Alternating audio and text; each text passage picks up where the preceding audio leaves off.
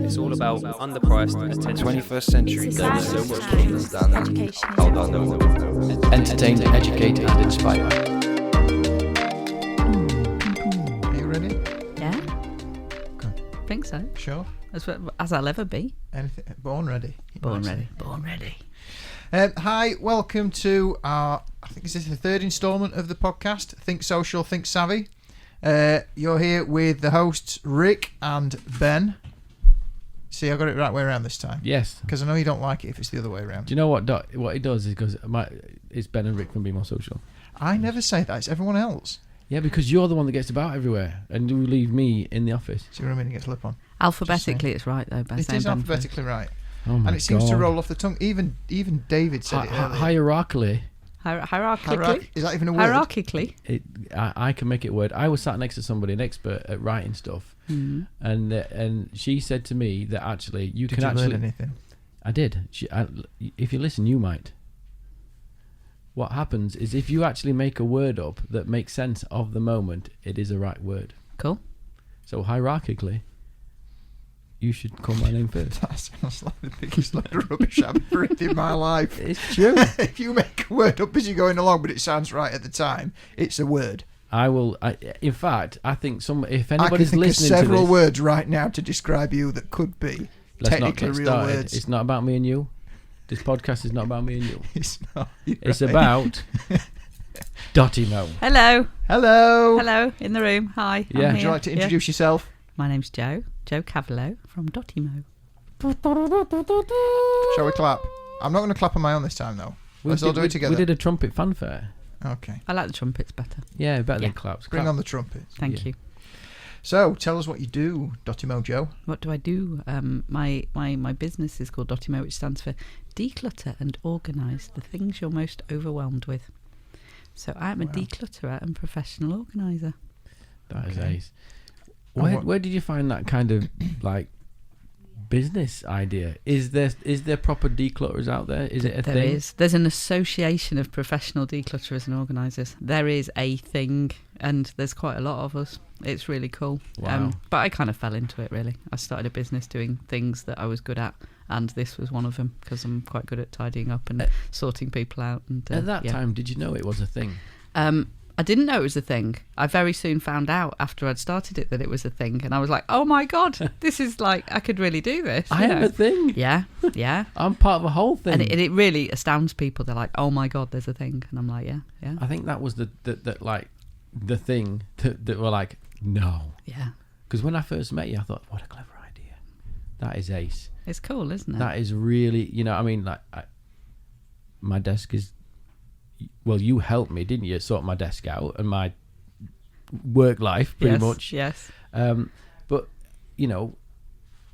I realise that I don't have that thing in me. Yeah. You know what I mean? And I'm often very envious of those people that do have that thing in them. It's really interesting because most people think, oh God, yeah, I'm just not organised and that's it. But actually it's a skill you can learn.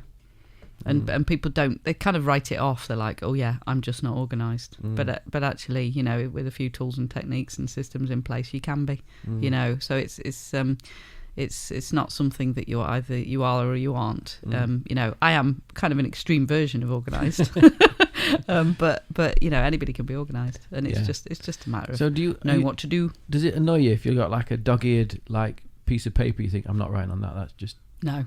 Oh. No, I think extreme. No, I think that's probably going into different territories, really, and that more annoys extremes. you, though, doesn't It it? does, yeah. Like, obviously, I'm not organised. Rick is a complete enigma because he's completely disorganised, as you well know. Yes. But the slightest little thing It's really frustrates annoying. him. Yeah. But there's all sorts of OCD and things like that which can have really sort of just strange little tweaks and things that you do and little tendencies, and everybody's probably on some sort of scale on that, So I was just going to ask that question. Would you class yourself as OCD? I used to be a lot more than I am. I think I've learned to let things go. Having your own business is like the biggest learning curve in the entire world. And I've had to let a lot go over the last couple of years, and not be such a perfectionist, not to try and get everything right, because actually it's just impossible. How have you dealt with that? It's been really difficult. It's been a real learning curve. and just basically just going through it all the time, just kind of going, right, okay, hang on a minute, I need to stop now. This is okay as it is.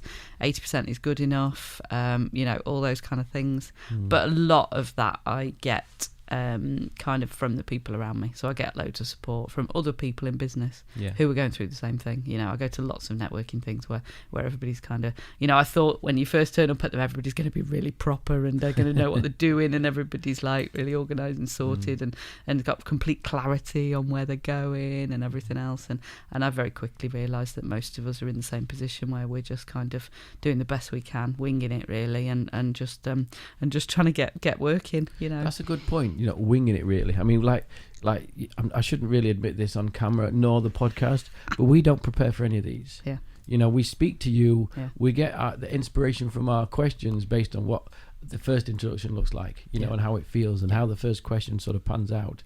Yeah. I used to have that view when I went to networking events, and when I met people, I'm like, oh, they're so much better than I am. I know. I'm not worthy. Yeah. Totally not worthy of being here. I'm not even worthy of, being in business because I can't do this, I can't do that, I can't do the other. And this idea that everybody else has kind of got it sorted, I've always had that in the whole of my life. I've kind of got this impression that everybody else understands life completely and knows exactly what they're doing, and just doesn't have the chaos that goes on in the head, the doubts, the low self-worth sometimes, the confusion, the kind of and actually everybody's the same. We're all going through the same stuff. It's just this insane idea that I have that everybody else is sorted and I'm not, whereas actually we're all not, so it's okay. And the reality is nobody knows what's going off inside. No. Those self-doubts and self-worths comes from you being really excited, applying something and it not working. Yeah. And you think, maybe I'm not built for this. Yeah. Maybe I'm not good enough. And everybody on the outside thinking, you're ace. Yeah. I wish I was like you.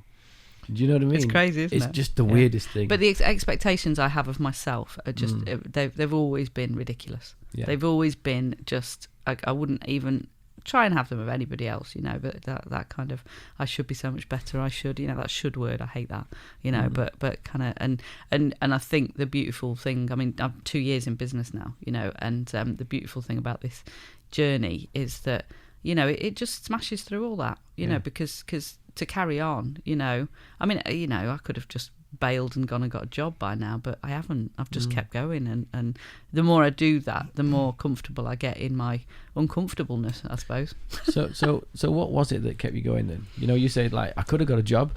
I have that conversation on a regular basis, don't I? I'm like, do you know what? I could have said, fuck it, I can't do this anymore. Yeah. But there was something inside of me, that determination, that made me do it. For me, it's the absolute joy I get when I help somebody. Yeah.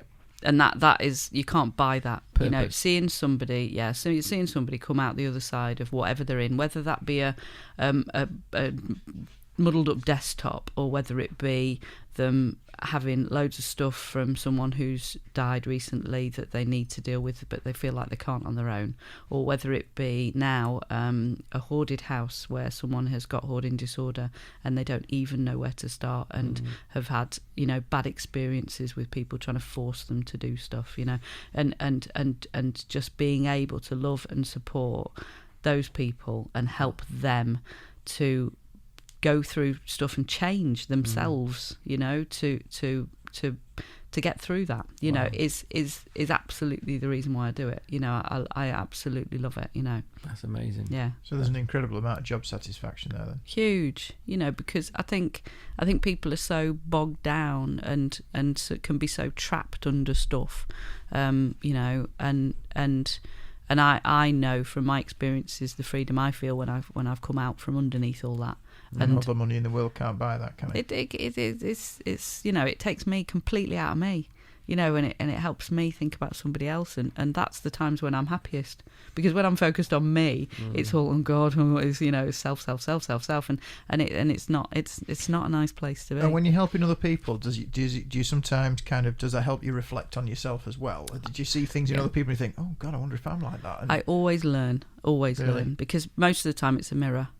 most of the time when they're going through something, it's something I've been through or that I'm actually feeling at the minute. True, or yeah. you know, and because we're all the same, we all have the same fears, we all have the same doubts, you know, different examples of it, different situations, different extremes of it, but I play, you know, fundamentally we're all made up the same way, and we have those worries, and this society we're in where we're supposed to be, you know, able to sort all this stuff out and be perfect and all this kind of stuff, which just isn't, you know, and everybody has those doubts and they have those insecurities and you know, and a lot of the stuff, you know, I'm dealing with people more now with hoarding disorder, which is just fascinating, because you know that most of that comes out of some sort of trauma or bereavement or sure. you know, and some of the things that people have been through, but I identify with it even if my situation's slightly different. It's the feelings, it's the emotions, and you know, and for me, I mean a lot of people with hoarding disorder is all about the stuff, so it's about collecting things around you to make you feel safe, make you feel secure, you know,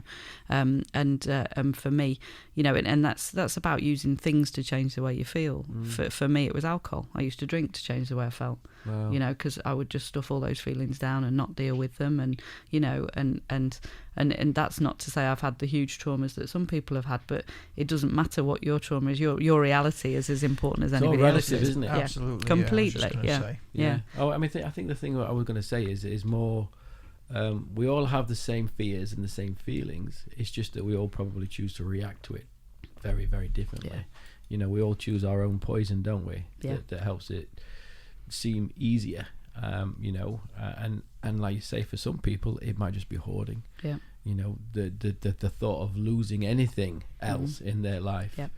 May be that big issue, because they used to make TV programs about this thing. Yeah. You know, I was going to ask you that actually. You know, the TV shows that were on, I often wonder whether they were kind of, I'm not going to say the worst of the worst because that's really negative, but the most serious of cases, or is that like an everyday kind of? They're making it good for TV, you know, but actually, you know, yes, there are cases. There's a guy I'm talking to at the minute, and you know, his house is full now. He stays at his girlfriend's most of the time, but he's thinking about buying another house.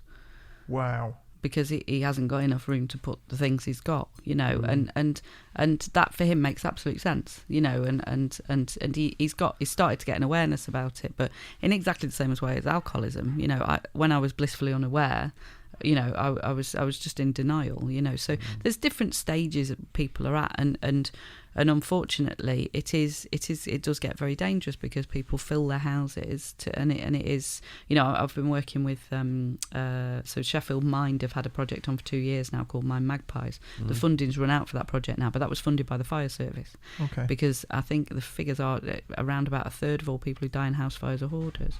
There was something on the news recently actually about a chap that was on one of these programs a year or so ago. Yeah. And it did end in his house just going up like a matchbox because there was that much paper and there's so much fuel in there. Yeah. It just like. So what about that feeling that guy's left with then? If it all went all like gone. that, and it wasn't like part of a process that you maybe worked him through. Exactly, and that's one of the things because a lot of times that, you know, they'll get to a stage and then there's an enforced clear, which doesn't deal with any of the actual issues. You know, it just deals with the stuff. Yeah, and that can be really, really harmful for people because you're not actually helping them in any way. You know, you're just getting rid of all this stuff, and then they just can build it up again. There's afterwards. stuff that they've paid for, that they've collected, that means something. So how do you deal with somebody like that? There isn't always, you know, there's kind of this impression that it's dirty, that it's, you know, and it's not. You know, a lot of people, you know, they're just you know, excessive acquiring. But the difference between just sort of clutter, because I deal with a lot of people who've just got a bit too much stuff, you know, but the difference between that and hoarding disorder is if it's real difficulty discarding stuff. So put in like a really high importance and value on stuff that maybe isn't necessarily that valuable, like insides of toilet roll tubes and things like that, you know. But also then it's about if it's impacting on their lives, you know, so if it's affecting their lives. So, you know, quite often they may not be able to use the bathroom, may not be able to use the kitchen, you know, so they go out, they go to the gym and shower, you know, and don't, you know, it affects the way that the actual house functions, but also has a huge effect on the family as well, because, you know, if there's other people living there, then, you know, they can't invite people round, so socially it affects everything, you know. And there's a huge like psychological aspect to it then, isn't there? Yeah, you know, and it's absolutely fascinating. Is it like a declutterer qualification that you have to have? I've done some training, yeah. So there's a community interest company called Hoarding Disorders UK. Amazing lady called Jo who runs that, and there's another lady called Heather who runs Cloud's End, which is another community interest company in Birmingham, with another lady called Cherry, and they do this training about hoarding disorders. So I've been on the training with them, which it was just amazing. So the Mind Magpies project has come to an end now. It's run out of money. But one of the biggest things that they'd got was a support group. So they got a support group where people could come together, whether they were actually being helped or not. They could come together and know that they weren't on their own, talk to each other about what they were doing. So we're actually carrying that on. So we're carrying on that support group. That's brilliant. And I'm helping out a few of the people that they had that they were going to have to just not help anymore. So is it all voluntary? Yeah. Bless you. Yeah. Is there a bit of a I don't know, debate, I guess, about which way is the right way to deal with it? Because I did wonder, this guy that was on the news, he said actually the best thing to happen to him was this, because it was like almost having a plaster ripped off. Rather than doing it really slowly, rip it off fast. Sometimes it can be, and it depends on the person. It depends on what's needed, and I think it's about being sensitive to that person. Sure. Same as with the decluttering, there is no one way to do it. I go to someone's home and, they may just have a problem with clothes, they may just have a problem in their office, that, it could just be very specific things, but there is no one, there are tools that are used, but it's very much about that person. It's what that person needs. So it's maybe more about the psychological aspect afterwards of doing that. I think the one thing is, it's about listening to that person and being able to respond. And most of the time, actually, it's just about hearing people, because the people attach, keep hold of this stuff, in my experience, when they've got something inside that they're keeping hold of. So if they can get that, whatever they're keeping inside, out, then they can let go of the stuff. Yeah. So the stuff just becomes a sort of representation of this emotional attachment to something. So, where we talked about, the grief, things like that, people, I can't let go of this, but actually you can hang on to it in a different way, so you haven't got the actual items. Maybe we can not have so many of them so that you don't lose that memory, but you don't need all this stuff to do it, so different ways of working it, but it's at the pace of the person. Is there any statistics out there that gives us an idea of how many people, or what in terms of a scale of issue this is? They reckon between 2 and 5% of the population's affected. Wow. So if that was 5%, that would be 1 in 20. Really? Yeah. Wow. And I think with these days of it being so easy to acquire stuff, you can just sit there and go on the shopping channel. You can just sit there and go on Amazon, and you've got 4 boxes turned up the next day. You can sit there, go on Facebook. Marketplace, and there's lots of free stuff on there. Exactly. Free stuff. Yeah. People can literally just go and pick it up. So you can very easily acquire all these things, and I think because it's behind closed doors,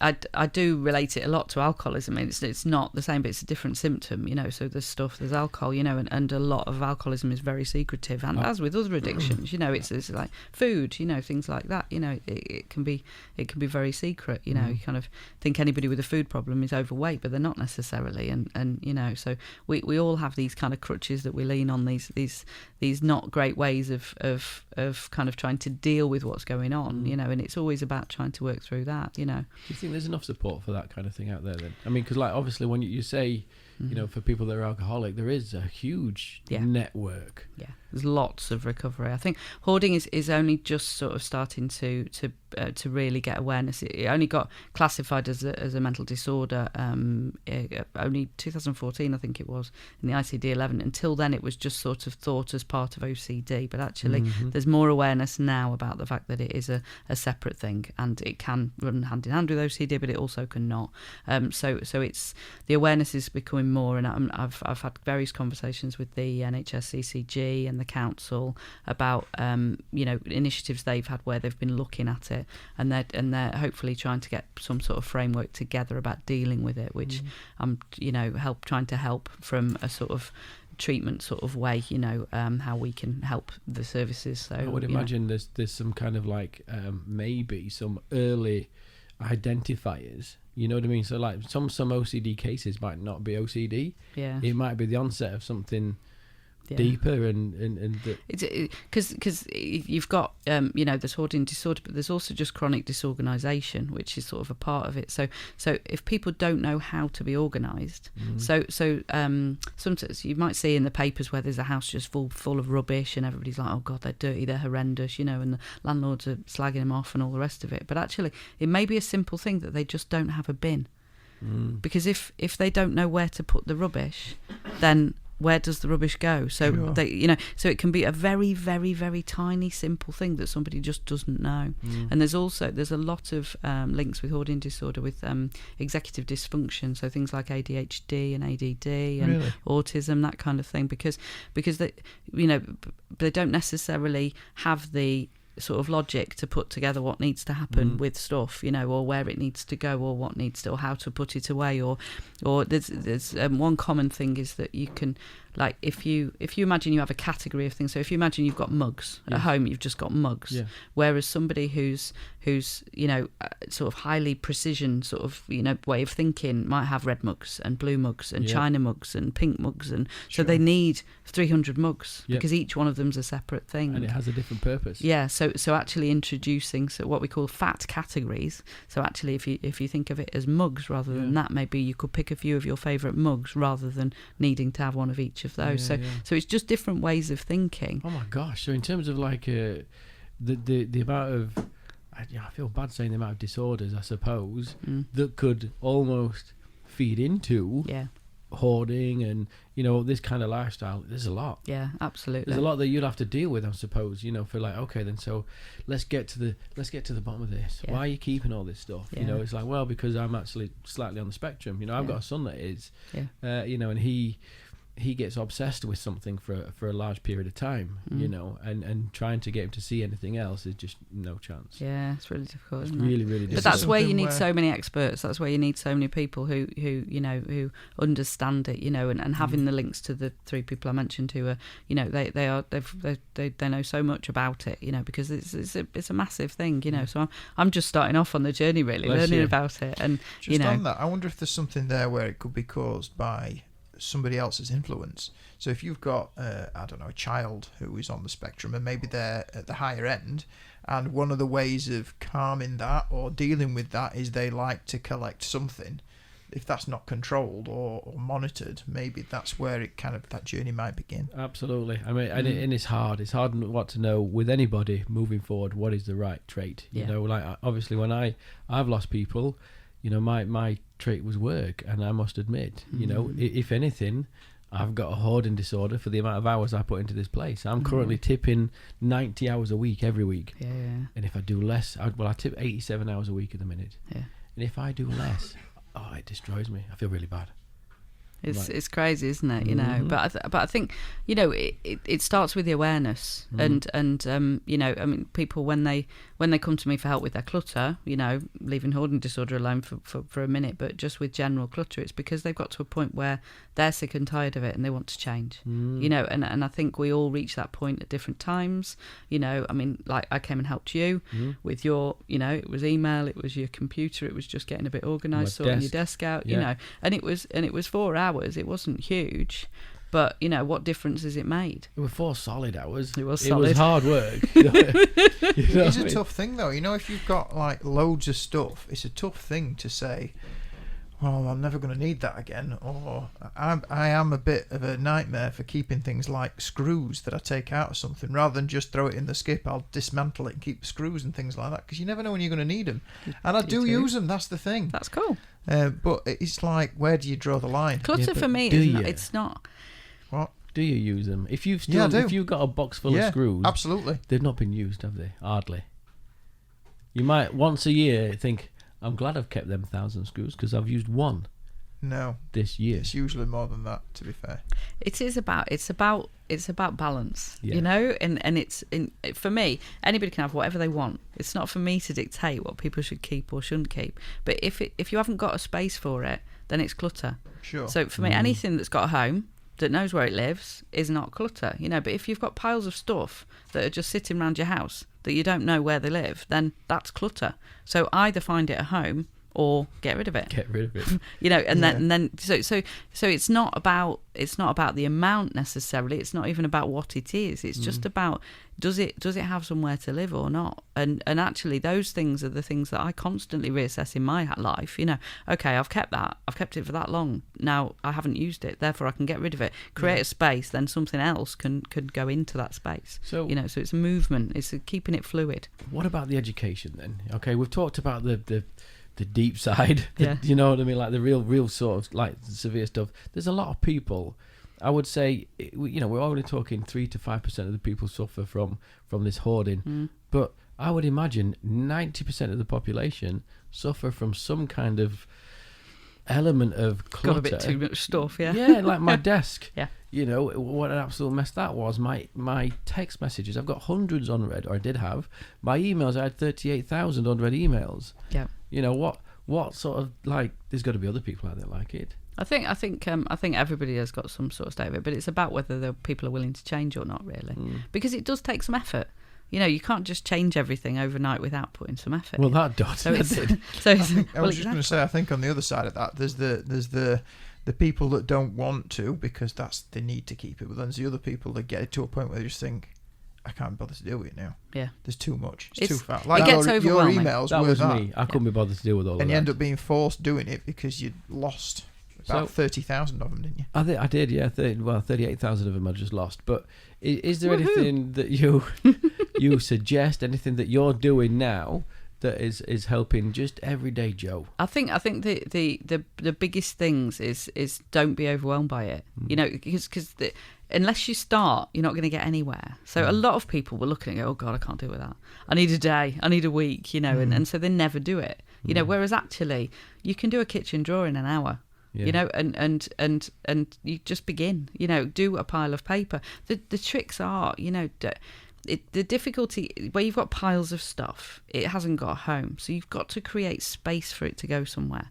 So unless you clear the storage out, you won't have a space for it to go. Yeah. So otherwise, one of the things in hoarding, which is called churning, which is it's something that a lot of people do. So it'll be like you take a pile of stuff and you go, oh yeah, that one I need that, and you put the top one, then you put it to the bottom, and then you just move the next one. So all you do is turn the pile upside down, and lots of people do that when they're trying to organise. They're like, oh yeah, well that's my bills, that's my electric, that's my gas, and you just turn the pile upside down unless it's got somewhere to go. If you've got piles of paper, where do they live? If you've got a box file, get a box file, put electric, gas and whatever, and then put them somewhere, because otherwise it's just going to always be a heap. So easy to find. You're going to have it every quarter where your gas company call you up and said, give us a meter reading, and you're like, oh my God.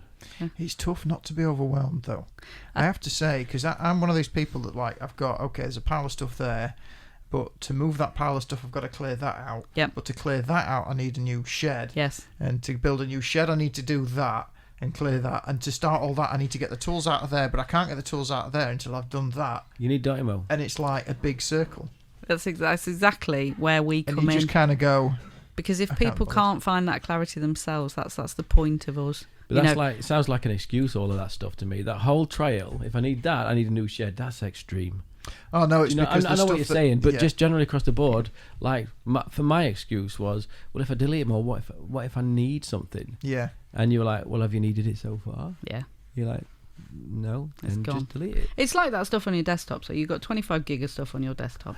We've put it into a folder. It's there. It's in the cloud. It's over there. It's fine. If you need it, you can access it, but it's not sitting there in front of your face anymore. Yeah. But the important thing is then to put the system in place so that doesn't happen again. So we linked you to the drive so that you could then click straight on that and put it into the cloud. So it wasn't being stored locally on your computer. Absolutely. It's very simple things like that, but you can't see. And what you're talking about with the kind of not, oh God, well, I've got to do that, then that.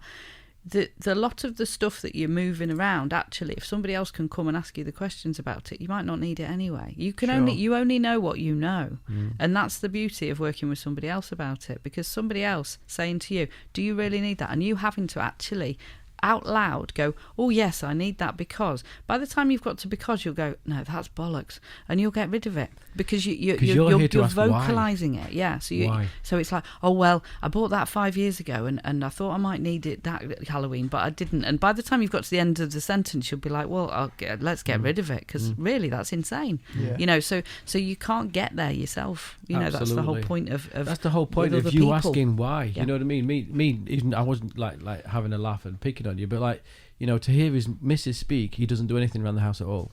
He built this table for Be More Social, and that was it. He were on stop for 3 months because he built a table for Be More Social. So in theory, when was the last time you actually used those screws? Theoretically, why did you use those screws? You know what I mean? So like, I think like a company like DottyMow coming in and forcibly asking those questions, like, no, but Rick, I do use them screws. When it's like having a business coach. You have a business coach because you don't know it all, and you can't get to it yourself. You need help. You need help, exactly, and that's what it is. It's about being there and and helping that person work through those things. And every time I do it, I have just an amazing experience with somebody where they change their thinking about stuff. That's what they do, and they come out the other side. And the amount of people who now are like, it's not cluttered again.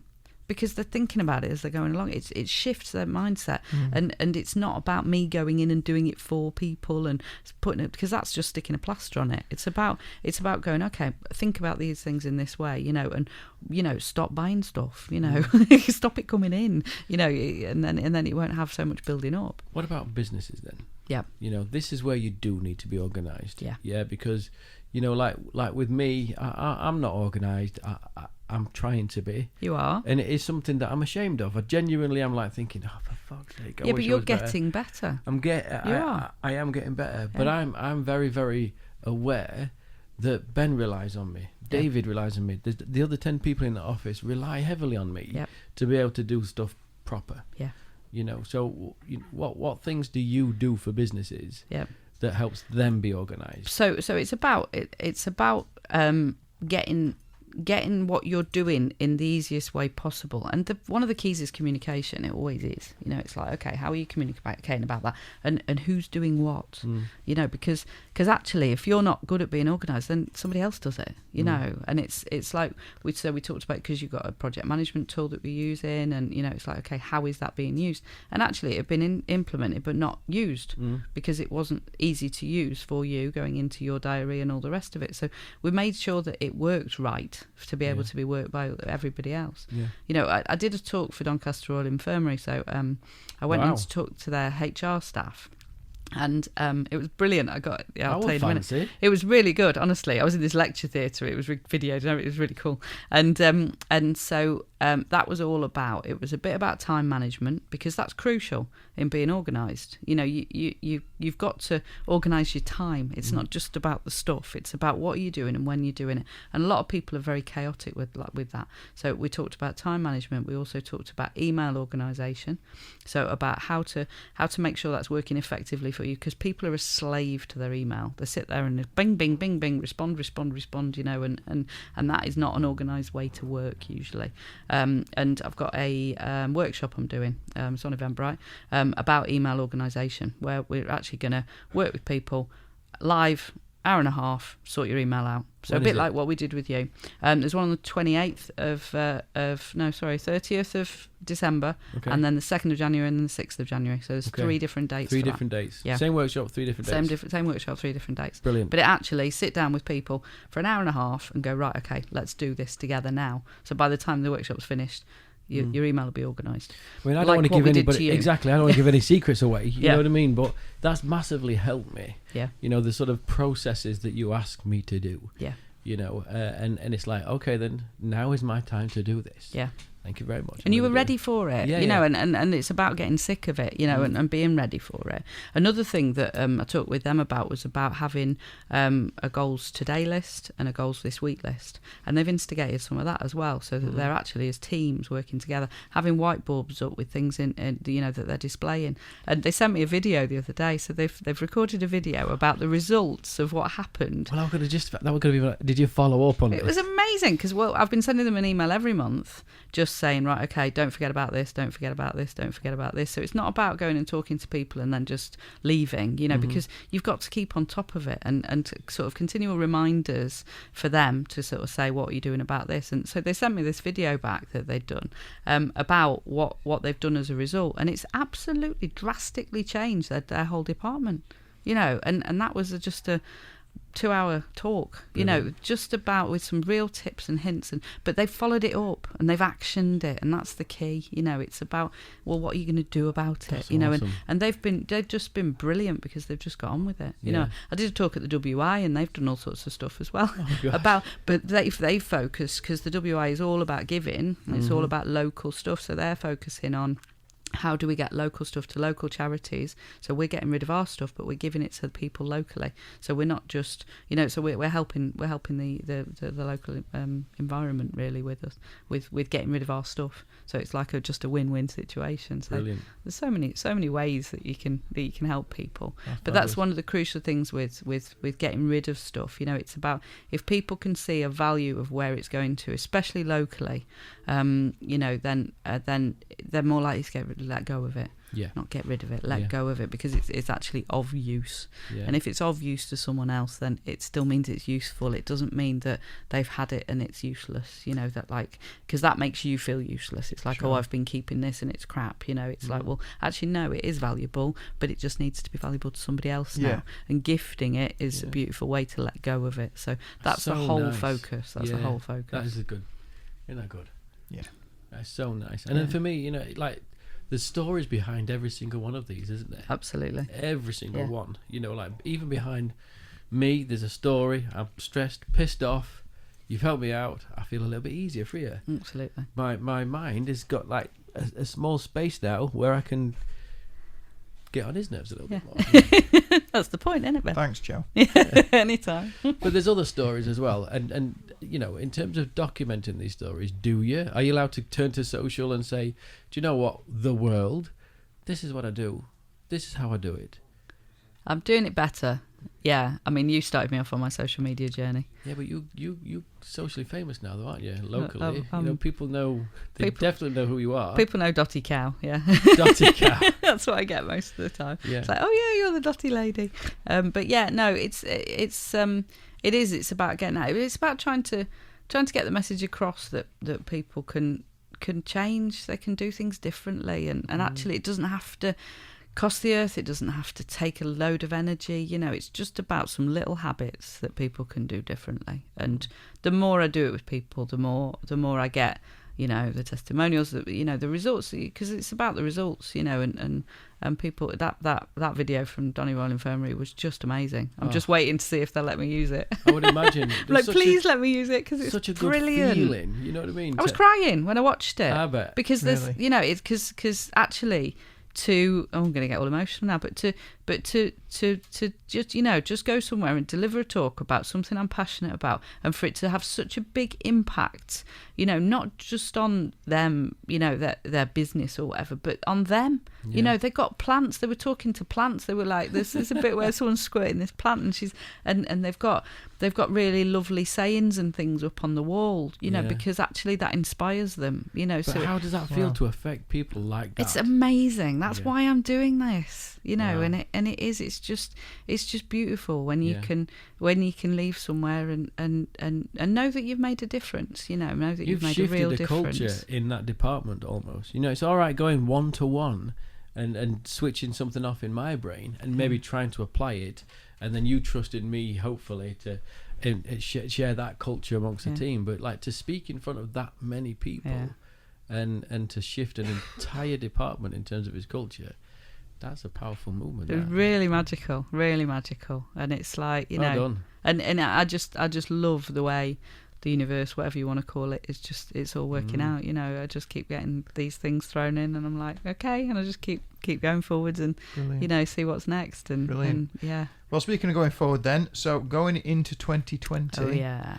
what are your plans, but what are your plans to be organised for 2020? I think I'm doing quite a lot of stuff around strategy at the minute, because it feels very weird, but sort of 2 years in, I feel to have just like I've got a lot more clarity, whereas I used to I really was winging it before, and now I just feel a lot more clear about what I'm doing, who I'm serving, how I can benefit people, and who those people are as well, which is actually, it's funny because I started off offering lots of things and I came down to the sort of decluttering, and now it's kind of going back out again in a kind of, well, actually these are the different things that I can do that are making a difference. Okay. And so it's all about, I've also got a lot more clarity on my time management now, on, okay, I need to do this every day, I need to do this every day, these are my monthly stuff. I've done a lot of work around analysing what I spend my time doing, having my default diary so that I block out time for certain things every day, every week. I hope some of that's social.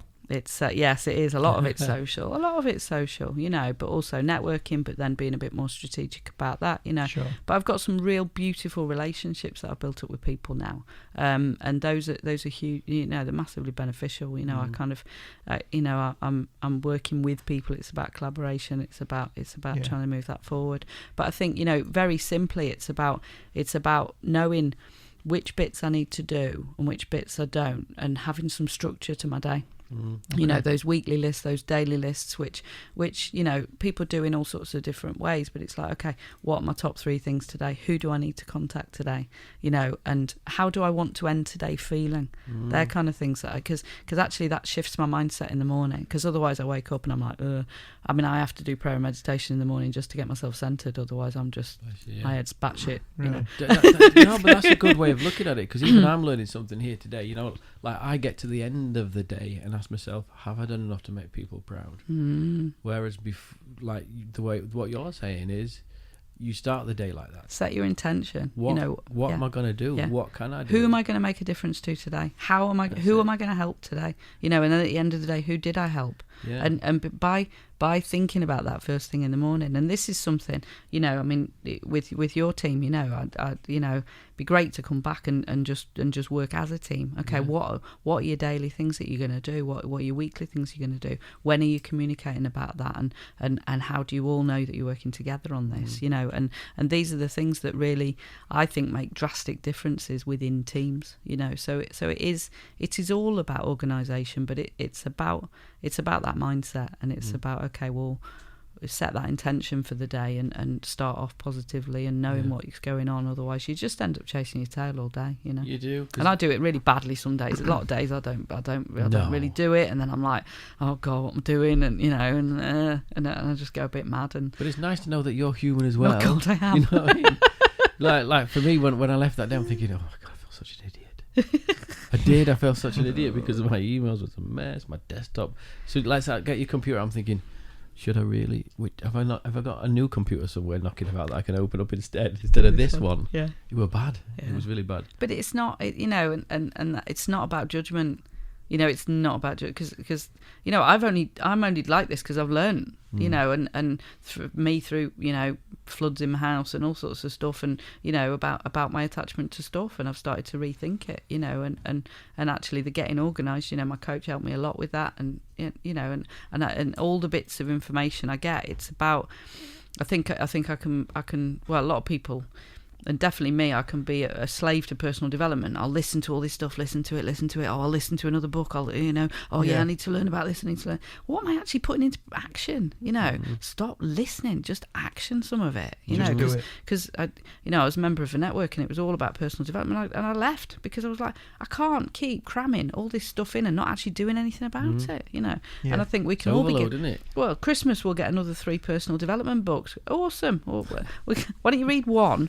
And do it, apply. Absolutely, and I think a lot of people can be very guilty of that, me included. And it's like, okay, what am I putting into practice at the minute? Stop trying to cram more in, just do some stuff, and try and do it well. And at the end of the day, it boils down to me to love and service. People need a bit of love.